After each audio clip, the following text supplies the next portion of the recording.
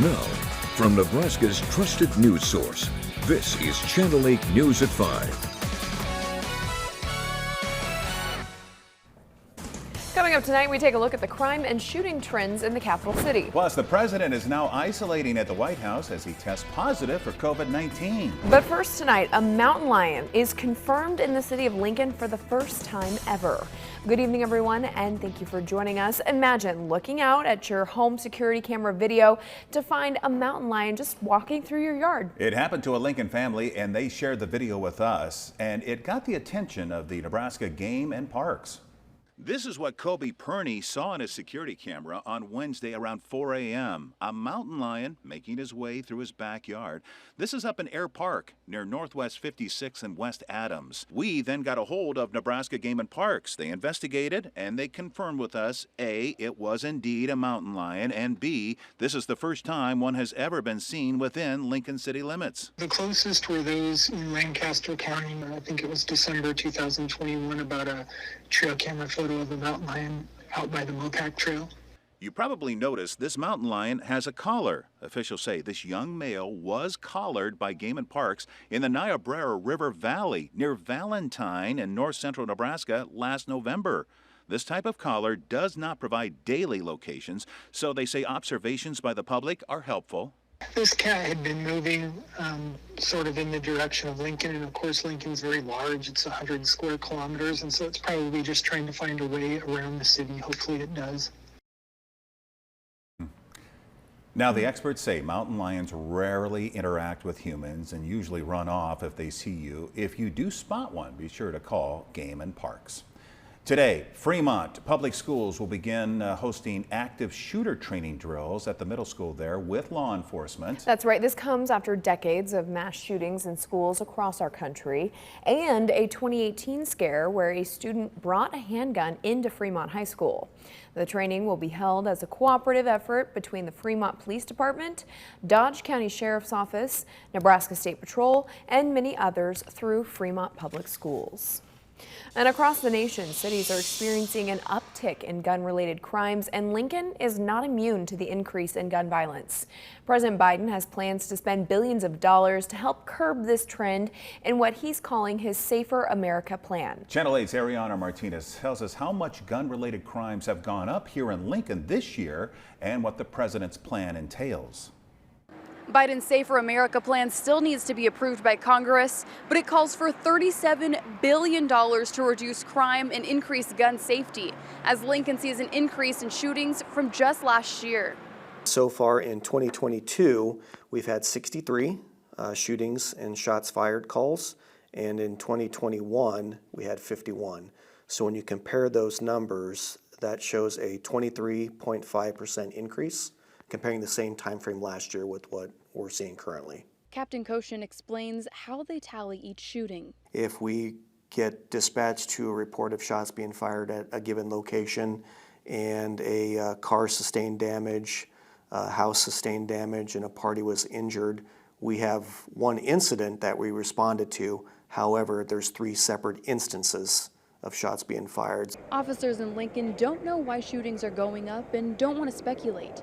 Even though the number of shootings have gone up over the last year, violent crimes continue to trend lower. We've actually shown a 3% decrease in violent crime, which would be the murder, rape, robbery, aggravated assault. So those crimes are actually down by 3%. When we look at that same time frame over a 5-year time span, we find that there's a 13.2% decrease when compared to that 5-year average. Biden's proposed plan would help police departments hire more officers, as well as invest $5 billion nationwide in community violence intervention programs. I don't think anyone disagrees with the fact that we need police protection in our communities. When there's no more crime, then we can stop hiring police officers. The Biden administration does have plans to ban assault weapons moving forward in hopes of preventing more gun violence. The bipartisan bill that was signed just a couple of weeks ago was an important first step, but it's just that, it's a first step. There's so much more that needs to be done, including banning assault weapons, and the president is continuing to lean into that and asking Congress to support him in that effort. This $37 billion plan must first be voted on by Congress. That this is about communities. This is about not just blue cities and blue states. This is about red states, red cities. This is about communities across America who are asking for more support, and it's our hope that Congress will support the president in this effort. Reporting in Lincoln, Ariana Martinez, Channel 8 News. The Lancaster County Sheriff's Office is asking for help. It comes after finding several items that were stolen out of one of their trucks. They say it happened between 4:30 and 10:30 p.m. back on Tuesday. The pickup, owned by the Sheriff's Office, was left unattended in a parking lot near 48th and Vine Streets. Now, here are pictures LSO is sharing of the items that were stolen. A blue canvas duffel bag with flexible body armor, 2 loaded pistol magazines, and a portable radio microphone. Total loss is about $2,400. Anyone with information is asked to call police or Crime Stoppers.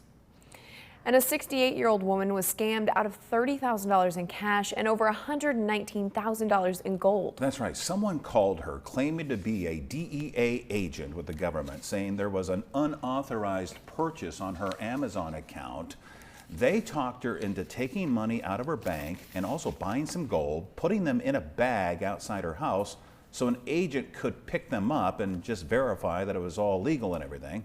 Again, the victim is out nearly $150,000. Waverly Fire and Rescue responded to a crash on Interstate 80 Wednesday morning with some brand new gear. They posted these pictures on their social media, highlighting some of the new safety features that their engine is now equipped with to reduce the risk of further incidents. They now have the ability to maintain a directional light to help merge traffic over, and a 360-degree camera system with 2 monitor displays. Well, as August approaches and school supplies line the shelves, families will now have to budget for another cost this year. The federal program that supplied free meals to schools over the past 2 years has ended. For those who cannot afford recent lunch price increases, the application for free or reduced meals is now open. And Jessica joins us now with more on that. Jessica? Over 45% of families were a part of the free and reduced program before the pandemic. The federal program Keep Kids Fed used to cover the costs, but families are now going to have to apply for free and reduced meals for the upcoming school year. Some families who already qualified for free lunches have been notified that they are eligible for free meals again. Those who qualify for reduced prices will not be affected by the increased prices. But reduced meals will still be 40 cents per meal, and reduced breakfast meals will still be 30 cents. We have some families that have never filled out a free and reduced application. So we wanted to make sure that families had the opportunity before school starts to fill out the free and reduced application. So if families were eligible, they received the benefits right away. With the Nutrition Services Warehouse, food products are brought in by the bulk and the truckload. The district says this allows a cut to distribution costs so they can keep prices as low as possible. Applications take about 10 days to process. It can be filled out at any time during the year or multiple times a year. If the family gets bigger or jobs change, families can apply to the program or reach out to a nutrition services staff member by calling 402-436-1747. All right, Jessica, thank you so much for that story. We have an update now on a story we've been covering since Give to Lincoln Day. The Pershing mural is finally coming down. This comes after months of planning and fundraising.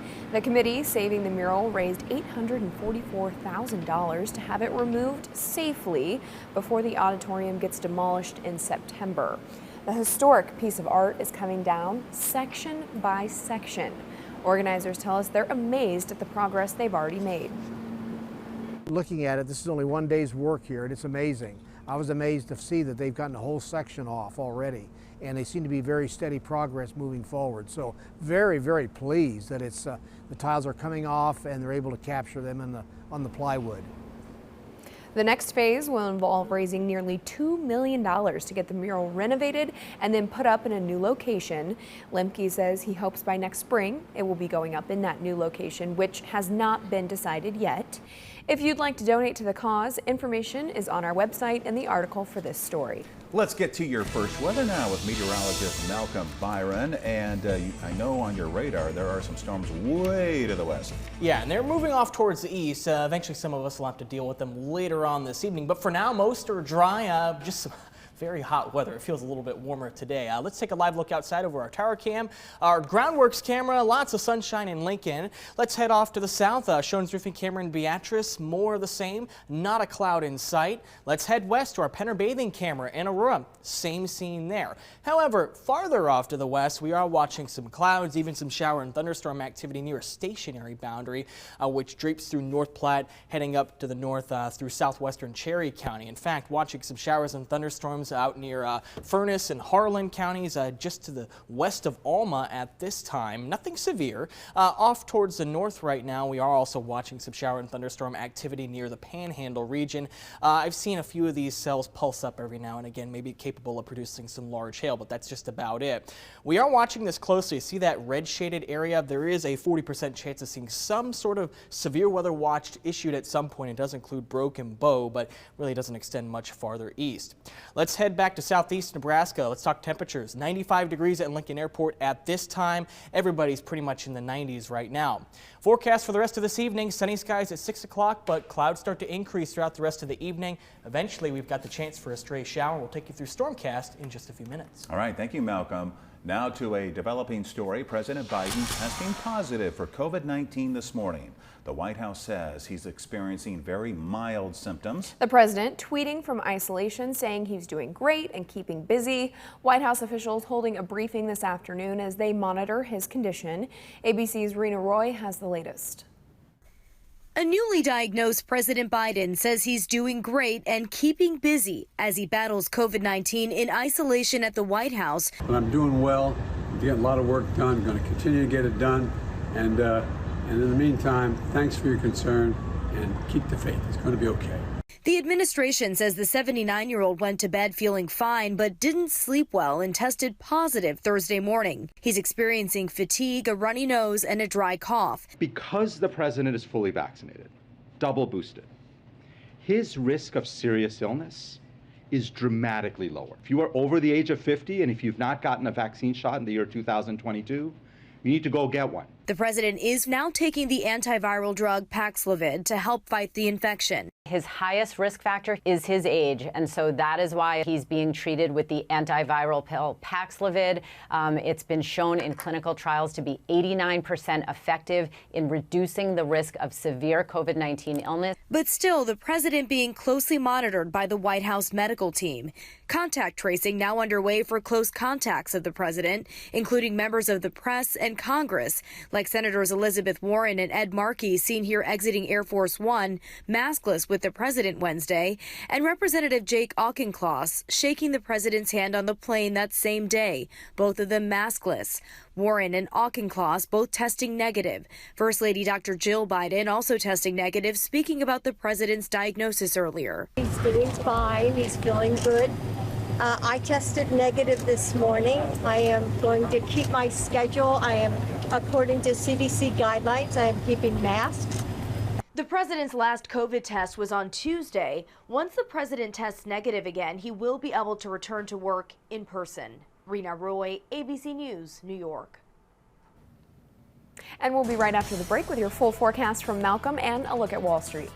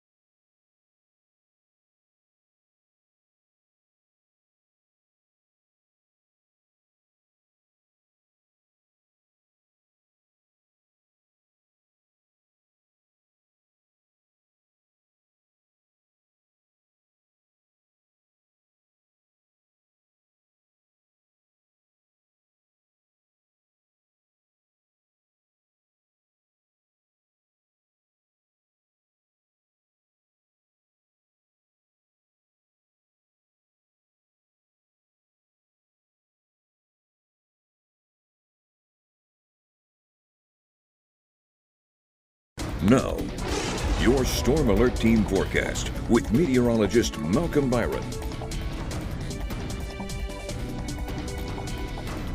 Well, nothing has changed from the start of first forecast to now. Still a cloudless sky. You can see that over our Allo Communications camera. Very warm afternoon, a little bit warmer compared to yesterday. 95 at this hour at the airport, 91 in Wahoo, 91 in Omaha, 91 as well in Nebraska City, 93 degrees in Beatrice. We've got lower 90s in the Tri-Cities as well. So Lincoln is actually the warm spot on the map at this point. Factor in the humidity, it feels a couple degrees warmer. We've actually got humidity today, so the heat index is not lower than the actual air temperature. Feels 1 degree shy of the century mark in the capital city, 97 the feels like temperature in Beatrice, 89 in Wahoo. This is actually just slightly below the air temperature, so I guess it just depends on where you are. Dew points just must be slightly lower in Wahoo. Satellite and radar imagery statewide. Here are those clear skies in eastern Nebraska, but off towards the west you see more cloud cover, some thunderstorms developing in the southwest corner of the state and Panhandle. Let's take a closer look at some of these. You got a shower just developing east of McCook. Also got some showers to the southeast of Holbrook. So these are isolated and they're just kind of not moving very fast. We expect a few more of these to develop over the next several hours. Again, more activity in the Panhandle. We'll be watching these ones closely as there's a small chance a few of these may flare up into something just a little bit stronger. So Stormcast 6 o'clock tonight, doing a pretty good job with the placement of the shower and thunderstorm activity.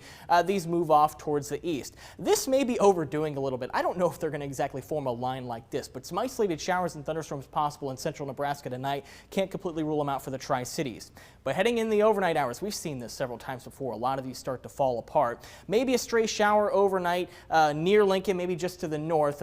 Tomorrow morning, there's a better chance of maybe seeing one of these stray showers. It's not going to be raining at every point tonight, and some will get through the night completely dry. But we will be watching some of these on radar. We'll keep a stray shower chance into tomorrow morning. You see this version showing something near York tomorrow afternoon. So there's just an isolated shower chance throughout the course of the day on Friday.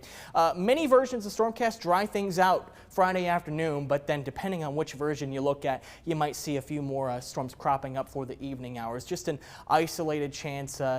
Just bear in mind that there's the possibility of it, but there are going to be plenty of dry hours for the day on Friday. For tonight, 70 degrees. Again, maybe a stray shower, partly to mostly cloudy skies. East and southeasterly winds 5 to 10 miles per hour. Now, this is the prevailing wind direction.